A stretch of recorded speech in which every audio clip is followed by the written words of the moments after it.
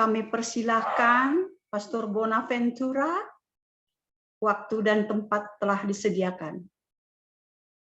Baik, terima kasih Muminar, terima kasih para sahabat LPF. Apakah pada malam hari ini bisa mendengar suara saya dengan baik? Kalau boleh sedikit lebih kencang, Pastor. Oh ya, baik. Kurang keras, Pastor. Saya bisa naikkan volumenya dulu. Baik, pada malam hari ini kita akan bersama-sama untuk merenungkan tema kita, yaitu pada kesempatan yang sangat baik, yaitu tentang Maria pribadi bagi Allah dan sesama. Mengingat hari ini adalah, kalau dalam gereja kita, gereja di Indonesia, gereja Katolik, yaitu peringatan fakultatif untuk pemberkatan Basilika Santa Perawan Maria di Roma, gereja pertama yang didedikasikan untuk Bunda Maria setelah konsili Efesus, yaitu Maria digelari sebagai Maria sebagai Bunda Allah atau Theotokos. Baik, sebelum kita memulai permenungan kita pada malam hari ini, saya mengajak kita semua untuk bersama-sama membaca Injil Lukas bab 1 ayat 39 sampai dengan 45. Injil Lukas bab 1 ayat 39 sampai 45. Apakah PowerPoint saya sudah bisa ditampilkan? Di sana saya sudah masukkan teks kitab suci Injil Lukas bab 1 ayat 39 sampai 45. Terima kasih Pak Kusnen. Marilah bersama-sama kita mendengarkan firman Tuhan. Pembacaan dari Injil Lukas bab 1 ayat 39 sampai dengan 45. Beberapa waktu kemudian berangkatlah Maria dan langsung berjalan ke pegunungan menuju sebuah kota di Yehuda.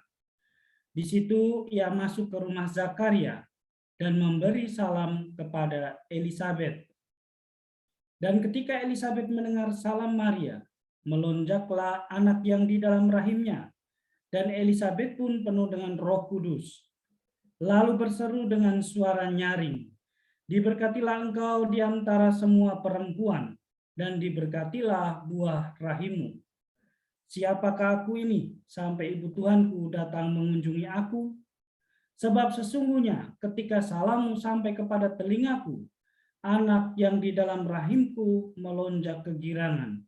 Dan berbahagialah ia yang telah percaya, sebab apa yang dikatakan kepadanya dari Tuhan akan terlaksana." Kemuliaan bala Bapa dan Putra dan Roh Kudus, seperti pada permulaan, sekarang, selalu, dan sepanjang segala abad. Amin.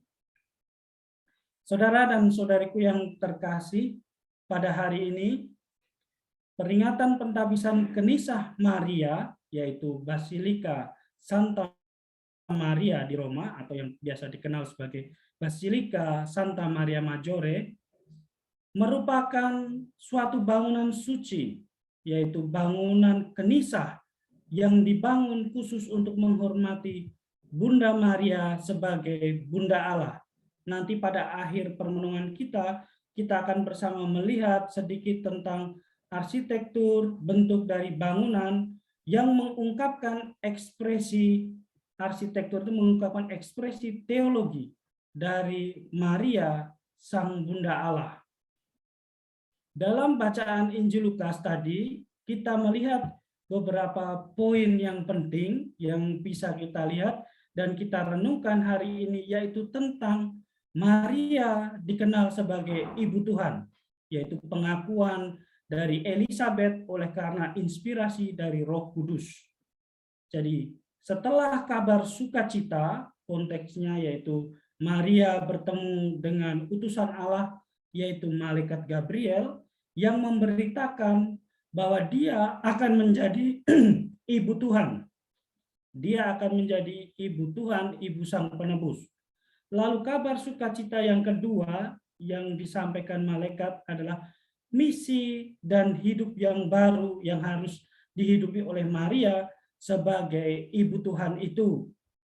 Dan sukacita yang diterima oleh Maria ini tidak menjadi satu-satunya hak yang harus dimiliki secara pribadi atau disembunyikan.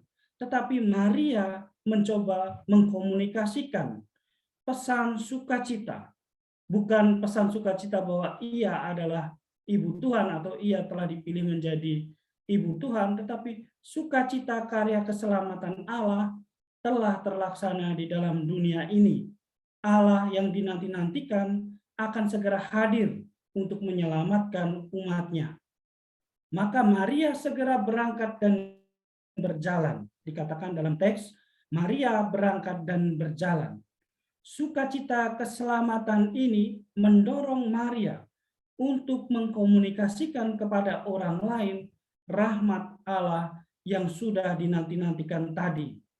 Maka rahmat yang berasal dari Allah itu akan selalu mendorong orang untuk mengkomunikasikan atau membagikan rahmat itu kepada orang lain atau kepada sesama. Maria masuk ke rumah Zakaria dan memberi salam kepada Elisabet. Oleh Maria, di dalam rahimnya yang adalah kenisah suci, yaitu tabernakel, kenisah Allah, Sang Penebus dibawa masuk ke dalam rumah atau hati setiap orang beriman. Zakaria dan Elisabet menjadi lambang dari orang beriman yang dengan tekun mengharapkan akan karya keselamatan itu.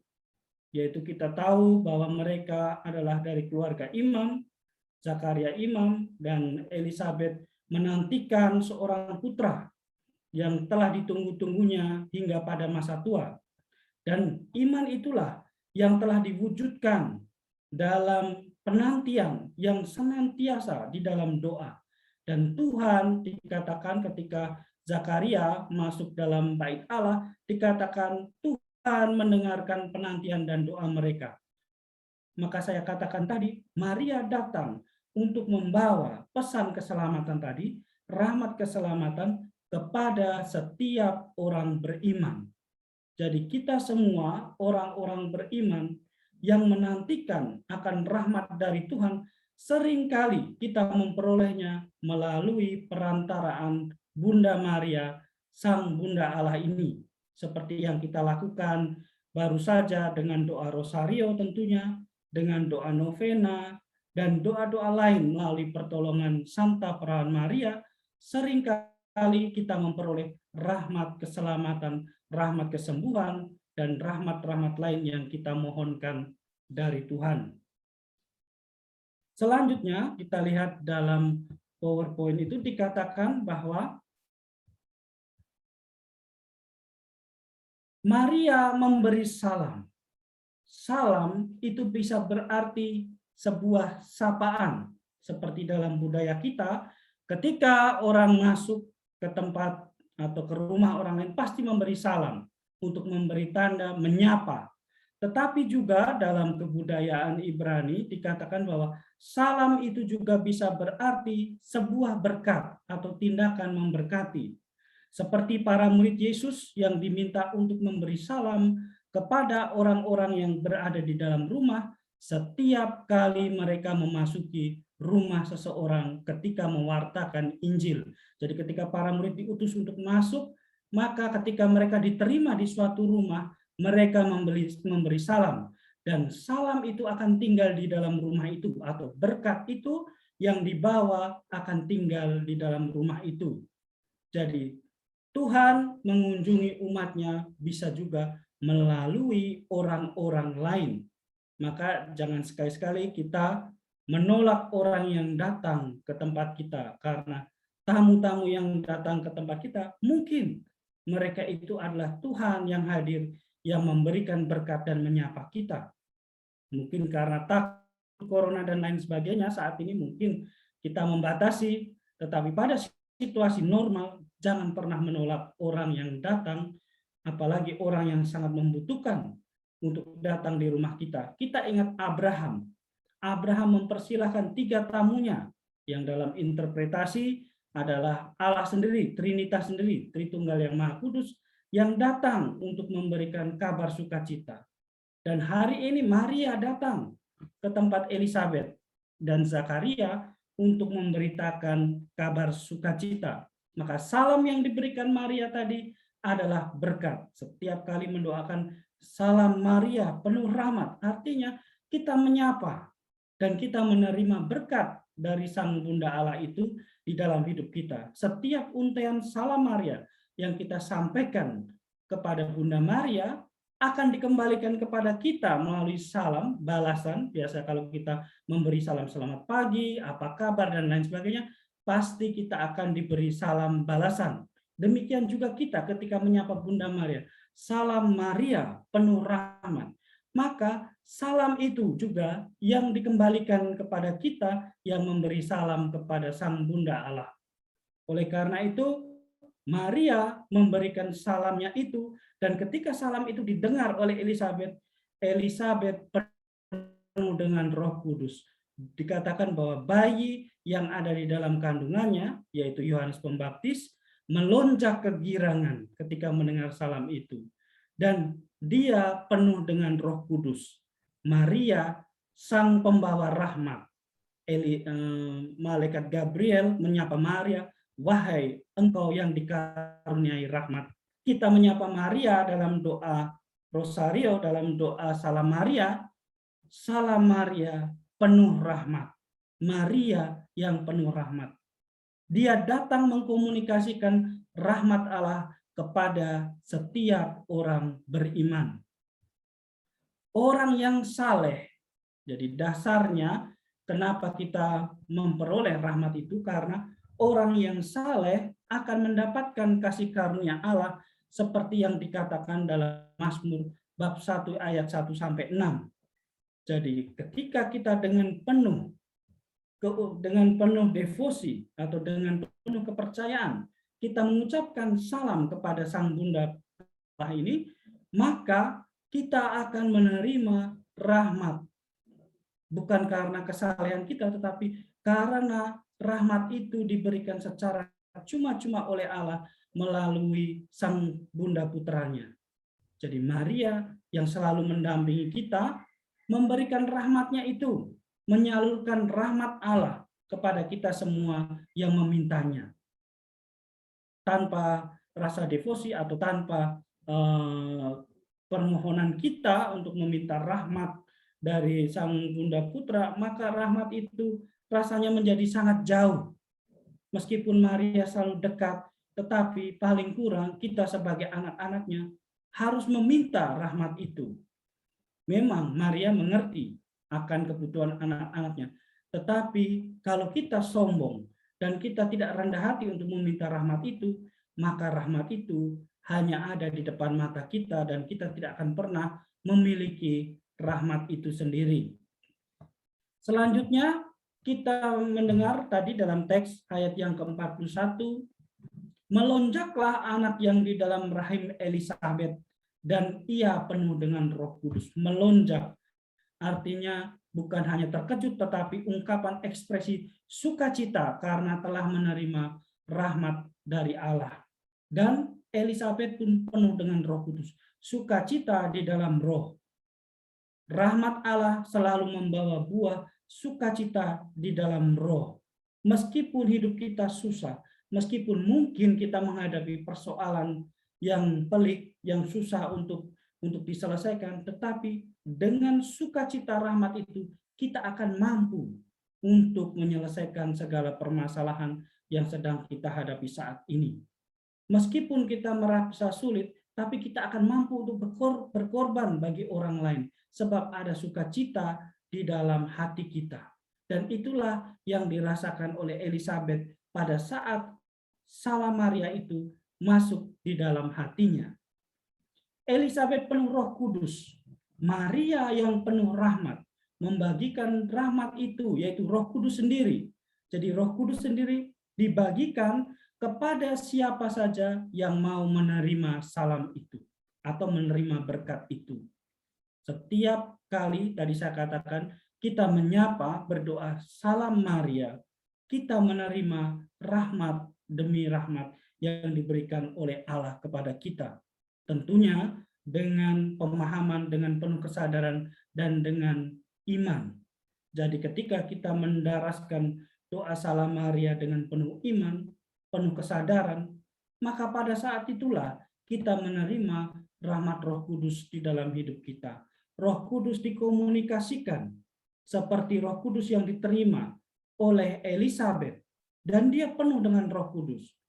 Jadi bukan Roh Kudus, bukan Maria saja yang penuh dengan Roh Kudus, karena dia dilimpahi oleh rahmat, karena Roh Kudus turun atas dirinya, tetapi siapa saja yang mau menerima rahmat itu akan penuh dengan Roh Kudus.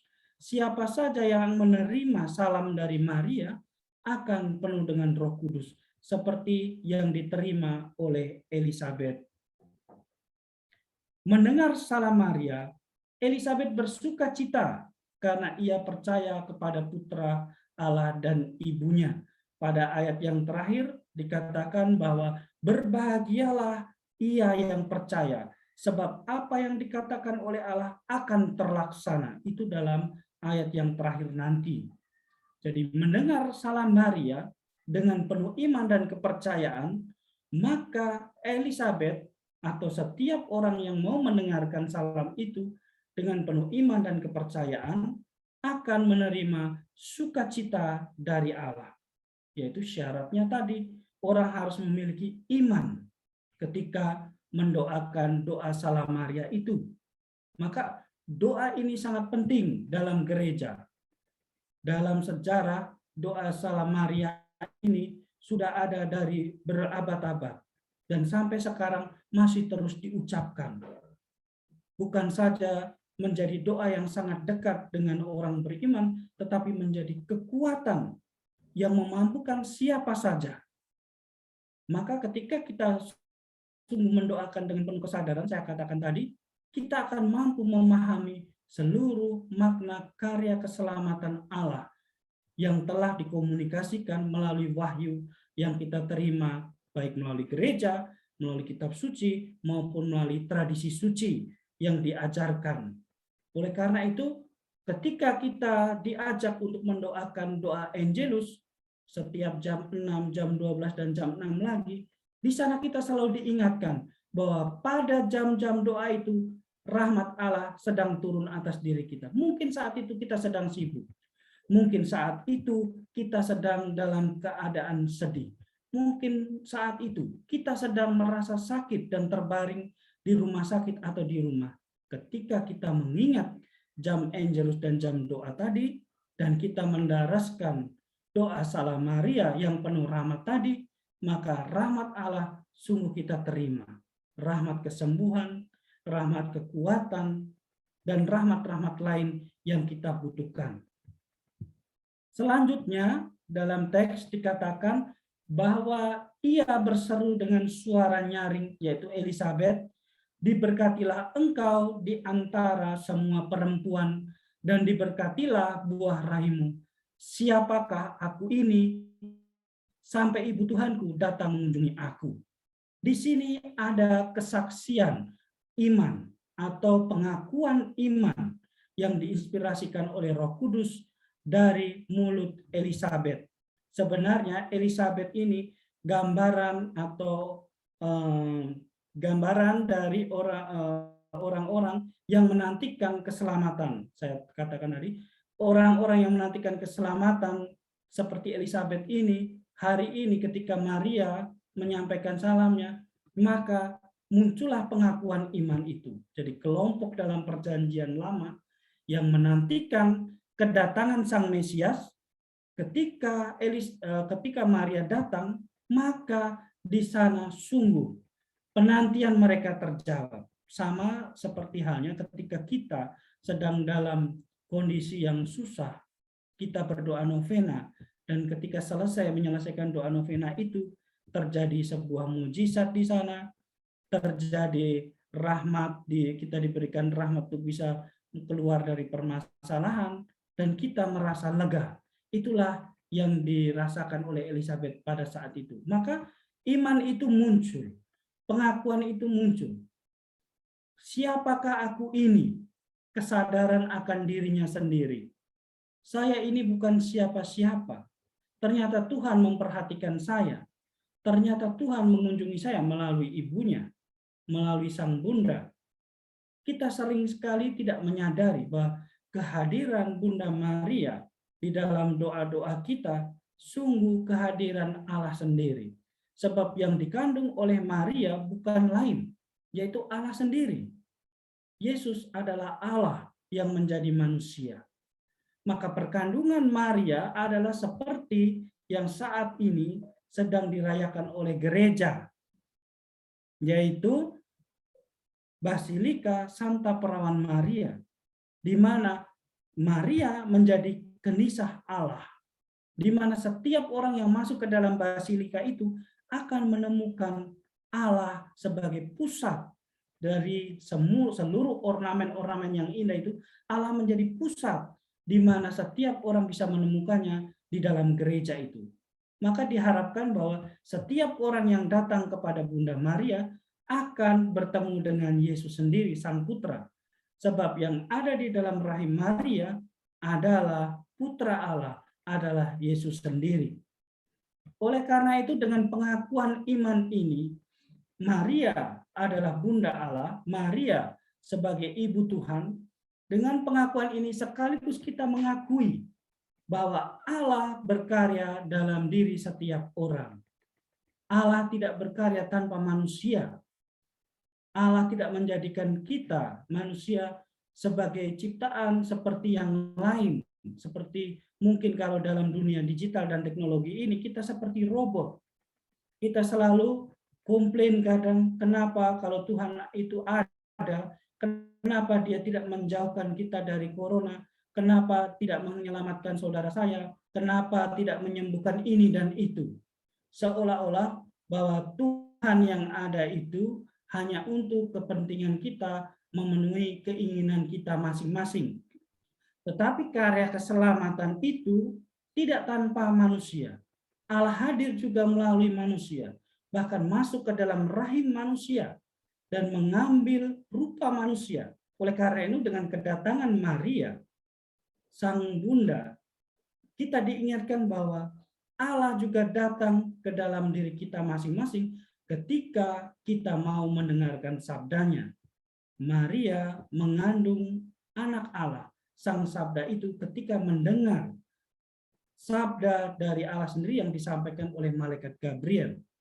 Dalam permenungan kita kali lalu, saya mengatakan bahwa ketika sabda Tuhan itu kita renungkan di dalam hati kita seperti Maria, maka lahirlah di sana Sang Sabda itu menjadi daging. Yohanes bab 1 dalam prolognya ayat 1 sampai 18, yaitu ayat yang ke-14. Sang Sabda telah menjadi daging. Dan inilah yang dibawa oleh Maria.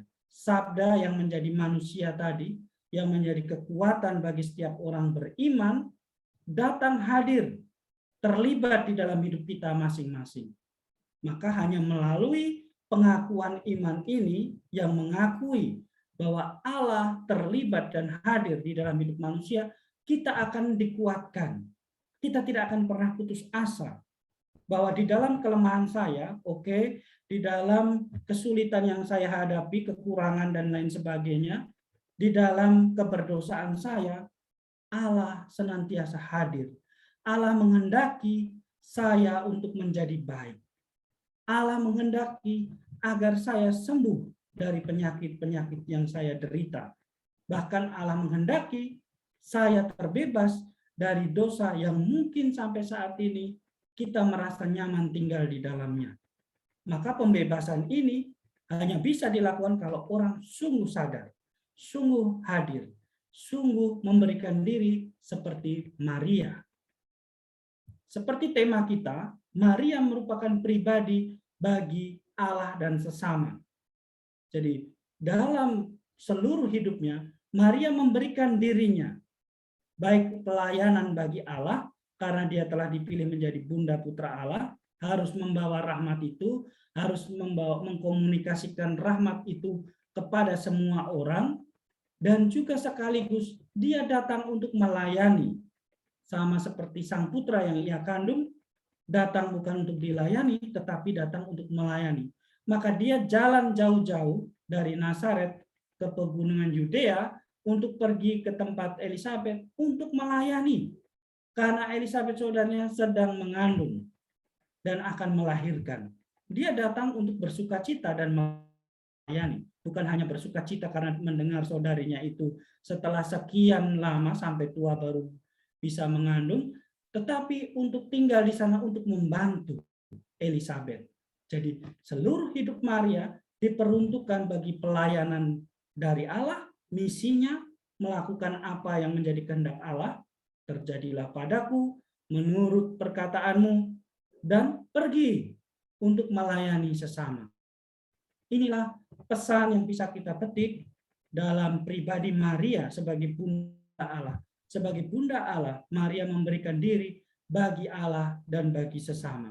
Maka kita pun sebagai putra dan putri Maria dalam konteks ini, kita diajak setiap kali kita mendaraskan doa salam Maria, kita diingatkan bahwa kita adalah pribadi yang selalu diundang untuk memberikan diri bagi Allah, yaitu panggilan hidup kita masing-masing, dengan bertanggung jawab dengan panggilan yang sedang kita hidupi, mungkin sebagai seorang bapak, ibu, sebagai seorang guru, atau sebagai seorang dokter, atau sebagai seorang wirausaha, dan lain sebagainya.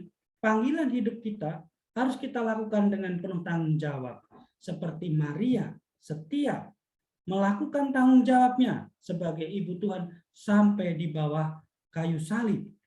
Di kaki salib, Maria mendampingi sang putra sampai detik-detik terakhir. Bahkan bukan hanya sang putra, mendampingi para rasul ketika menantikan Roh Kudus pada hari Pentakosta. Maria selalu hadir, dan kehadiran inilah yang menjadi cara bagi kita untuk bisa memberikan diri kepada Allah, yaitu memberikan diri artinya hadir setiap hari bagi Allah. Terjadilah padaku apa yang menjadi kehendak-Mu, ya Bapa. Terjadilah padaku seturut dengan kehendak-Mu, ya Yesus. Terjadilah padaku seturut dengan apa yang Engkau kehendaki, ya Allah Roh Kudus. Kalau tiga hal ini kita selalu lakukan setiap hari, kita sungguh hadir seperti Maria, menjadi pribadi bagi Allah. Dan kemudian kita pergi untuk memberikan diri untuk melayani bagi sesama melalui pelayanan doa, pelayanan karitatif, dan lain sebagainya. Paling kurang di dalam keluarga kita bisa melayani. Mungkin ada saudara yang sedang sakit dan lain sebagainya. Mungkin dalam keluarga itu kita bisa melayani anak-anak, suami, atau anak-anak melayani orang tua dan lain sebagainya. Tetapi kesadaran untuk memberikan diri bagi orang lain secara ikhlas dan dengan penuh iman, itulah yang dikehendaki oleh Allah. Itulah persembahan yang berharga. Maka Maria yang menjadi penuh rahmat tadi, oleh karena Allah telah memberikan rahmat itu, juga mengundang kita untuk menjadi pribadi-pribadi putra dan putri Maria yang penuh rahmat. Sebab setiap hari kita menerima salam dari Sang Bunda. Salam Maria, penuh rahmat, Tuhan sertamu. Kita setiap hari menerima rahmat yang baru dari Allah, dan Tuhan beserta kita. Maka sudah sepantasnya di dalam hidup ini tidak ada lagi keraguan dan kecemasan yang terlalu berlebihan. Kita tidak boleh cemas yang berlebihan. Sebab ketika kita mengucapkan bahwa rahmat yang penuh di dalam diri kita dan juga Tuhan yang beserta kita, maka semua hal itu ada di dalam penyelenggaraan Allah. Meskipun kita tidak mampu, tetapi kita percaya bahwa Allah itu mampu, sebab tidak ada yang mustahil bagi orang yang percaya. Oleh karena itu, kita akan memperoleh yang dinamakan adalah rahmat itu, yaitu rahmat sukacita yang sejati atau kebahagiaan yang sejati. Kebahagiaan yang sejati artinya percaya dan mampu mewujudkan setiap perkataan Allah di dalam kesempatan hidup kita. Jadi jangan sia-siakan kesempatan yang ada di dalam hidup ini. Setiap detik, setiap jam adalah kesempatan. Bagaimana saya sungguh percaya akan rahmat yang bekerja di dalam diri saya, dan juga mewujudkan setiap kali untuk bisa melaksanakan apa yang menjadi kehendak Allah.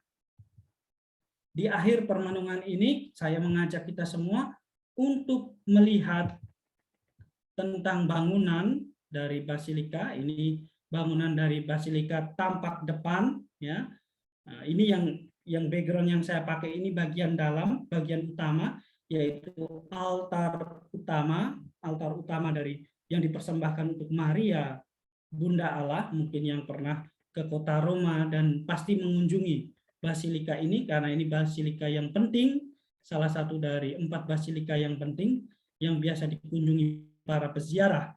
Jadi di sini basilika ini tampak depan atau biasa disebut terasnya, ya. Ada hal yang menarik di sana yang bisa kita refleksikan, ya Pak Kusnen. Mungkin bisa dimundurkan dulu PowerPoint-nya. Ini bagian dalam. Coba kita lihat bagian depan, Pak Kusnen. Kita, ya, ini bagian utama, bagian depan, terasnya itu. Yang sangat menarik di sini dalam arsitektur ini, yang pertama ketika kita melihat ada 5 serambi di bagian bawah dan 3 di bagian atas. Ya, bagian yang atas, yang di atas itu artinya bagian yang transenden, bagian yang surgawi. Ada 3 melambangkan Trinitas, dan di bagian bawahnya itu melambangkan 5. Jadi 5 pintu itu adalah 5 kitab Musa atau Taurat Musa. Jadi iman perjanjian baru dan perjanjian lama yang didasarkan pada Taurat Musa, ajaran Musa, itu disatukan dan ada di dalam diri perawan Maria. Maria mengandung, atau Theotokos tadi, Maria Bunda Allah, mengandung putra Allah, di mana iman yang sama, baik perjanjian lama maupun perjanjian baru, terpenuhi di dalam waktu, yaitu di dalam diri Maria. Di dalam gambar yang sebelahnya itu, Maria di tengahnya menggendong, ya, putra Allah. Kalau nanti bisa lihat di PowerPoint saya, gambar yang pertama dari PowerPoint itu ada Maria Bunda Karmel, itu ikonnya. Di dalamnya ada putra Allah, yaitu memang para Karmel dari dulu sudah berdevosi kepada Maria Bunda Allah, yaitu bukan Maria hanya Bunda Kristus atau manusia yang pilihan Allah yang datang, atau nabi seperti beberapa agama lain yang mengaku Yesus sebagai nabi, tapi sungguh-sungguh Maria adalah Bunda Allah sendiri, Allah yang hadir dalam diri manusia. Maka dalam tampak depan ini kita lihat persatuan antara iman dalam perjanjian lama, Taurat itu di bagian bawah. Ketika orang bisa menghidupi hukum Tuhan dengan baik, maka orang akan sampai pada yang transenden, sampai pada yang kekal, yaitu Allah Tritunggal Maha Kudus. Jadi bangunan tampak depan ini mengindikasikan kita, setiap orang yang memasuki basilika ini masuk di dalam kepenuhan perjanjian, baik perjanjian lama maupun perjanjian baru, yang ada di dalam diri Maria. Lalu kemudian kita bisa lihat dalam slide berikutnya adalah bagian dalam dari basilika. Dibagi menjadi 3 bagian besar, ya, menjadi lambang dari keseluruhan diri manusia. Manusia yang dibentuk oleh tubuh, jiwa, dan roh. 3 bagian ini menjadi satu kesatuan, di mana Allah Sang Rahmat tadi hadir dan berdiam. Jadi Allah itu bukan hanya berdiam di dalam pikiran kita saja, atau Allah itu berdiam hanya di dalam hati kita saja, tetapi seluruh diri kita ini. Maka Paulus mengatakan bahwa tubuhmu adalah bait Roh Kudus. Tubuh artinya menggambarkan seluruh kesejatian manusia, keberadaan manusia menjadi bait Allah. Maka gunakanlah, persembahkanlah tubuhmu itu sebagai persembahan yang murni dengan melakukan apa yang baik. Jadi tidak mengotori tubuh dengan hal-hal yang jahat, tidak mengotori hati dengan hal-hal yang jahat, tidak mengotori pikiran dengan hal-hal yang jahat. Maka ketiga bagian gereja ini, ya di dalam ruangannya itu, beda dengan gereja-gereja kita di Indonesia, dalam basilika ini dibagi menjadi tiga, menjadi simbol dari tiga dimensi yang membentuk manusia, tetapi tetap satu kesatuan utuh. Dan kita bisa lihat sentralitas atau pusat dari hidup manusia adalah Tuhan sendiri, altar utama. Nanti kita lihat setelah ini, kita akan melihat di altar utama itu ada satu bagian ya yang namanya tempat doa atau oratorio, ya, oratorio dari dari kelahiran Yesus, atau dikatakan di sana oratorio nativita, atau tempat berdoa, ruang doa, yaitu ruang doa untuk kelahiran Yesus, seperti yang ada di Bethlehem.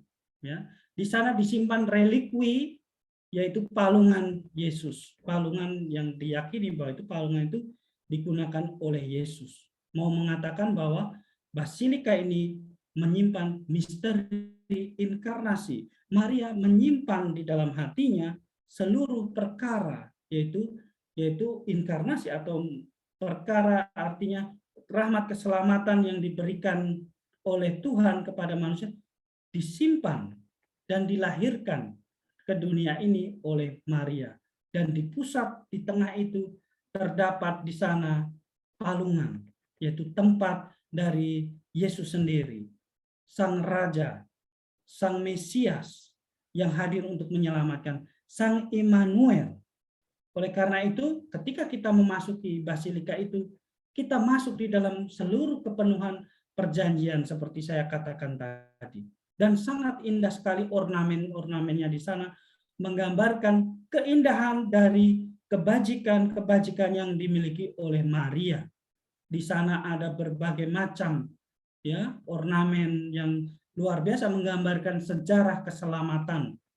Lalu di pusat altar itu, paling ujung itu, di sana ada doa yang sangat indah sekali yang didoakan oleh atau diajarkan oleh Santo Cyrillus, uskup dari Alexandria, yang waktu itu mempertahankan dalam konsili Efesus, mempertahankan ajaran tentang Yesus sebagai manusia dan juga sebagai Allah. Dua kodrat, dua pribadi Yesus, yaitu manusia sekaligus ilahi. Dan Maria bukan hanya bunda manusia Yesus, tetapi juga bunda Allah. Di sana didoakan sangat indah sekali dalam bahasa Indonesia, ditulis di sana dalam bahasa Latin dan bahasa Italia juga, tapi saya lihat terjemahan dalam bahasa Indonesia didoakan demikian. Salam Maria, Bunda Allah, harta termulia seluruh dunia, pelita yang tak pernah padam, mahkota keperawanan yang bersinar, kenisah yang tidak dapat dihancurkan, ibu dan perawan pada saat yang sama.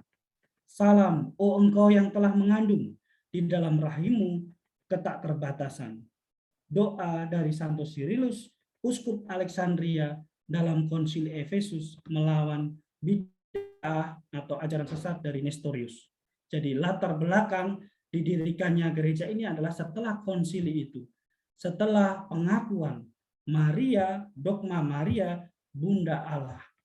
Mempertegas lagi apa yang dikatakan oleh Elizabeth, siapakah aku ini? Sehingga ibu Tuhanku datang menemui aku. Dan oleh konsili dipertegas bahwa Maria adalah sungguh-sungguh Bunda Putra Allah. Gambar itu digambar ada 3 orang penting yang berperan dalam konsili itu. Yang pertama tentu saja Cyrillus, ya, Santo Cyrillus, uskup dari Alexandria. Lalu di situ ada Telephorus, yaitu paus, dan Santo Hilarion, pertapa, abbas pertapa. Ini bisa ditemukan gambarnya di Stella Maris, Basilika Stella Maris di Gunung Karmel. Jadi mereka semua mengenakan, para Karmelit itu, dan memegang daun palma, biasa lambang kemartiran, karena mereka dianiaya karena tidak mau mengikuti ajaran dari Nestorius dan mempertahankan kemurnian ajaran Maria, Bunda Allah. Maria sungguh Bunda dari Yesus, yaitu Allah yang menjadi manusia. Bukan hanya menjadi Bunda manusianya Yesus saja, tetapi juga Sang Bunda Putra Allah. Itu saja yang bisa saya berikan pada malam hari ini dalam refleksi. Kita semua dihantar untuk sungguh-sungguh ketika kita mendoakan Salam Maria, dengan penuh kesadaran kita menyadari bahwa rahmat itu sedang diberikan dan bekerja di dalam diri kita, sehingga kita pun menjadi orang-orang yang bahagia dan siap membagikan rahmat itu. Ini adalah foto bagian belakang basilika, ya, ada dengan dua kopula utama yang besar itu yang menonjol. Itu di situ menggambarkan dua, ya, kepribadian Yesus sendiri, kodrat Yesus yang ilahi dan juga yang manusiawi. Yesus sungguh manusia dan sungguh Allah di dalam diri Maria, di dalam rahim Bunda Maria. Kemuliaan adalah Bapa dan Putra dan Roh Kudus, seperti pada permulaan, sekarang, selalu, dan sepanjang segala abad. Amin. Terima kasih dan Tuhan memberkati. Terima kasih banyak Pastor Bonaventura. Begitu jelas dan mendalam kami dengarkan dari Pastor tentang pribadi Maria di hadapan Allah dan juga pribadi Maria di dalam sesama. Hanya ada sedikit saja yang saya ingin simpulkan, ya Pastor, bahwa seluruh hidup Maria itu adalah untuk melayani Tuhan dan melayani sesama.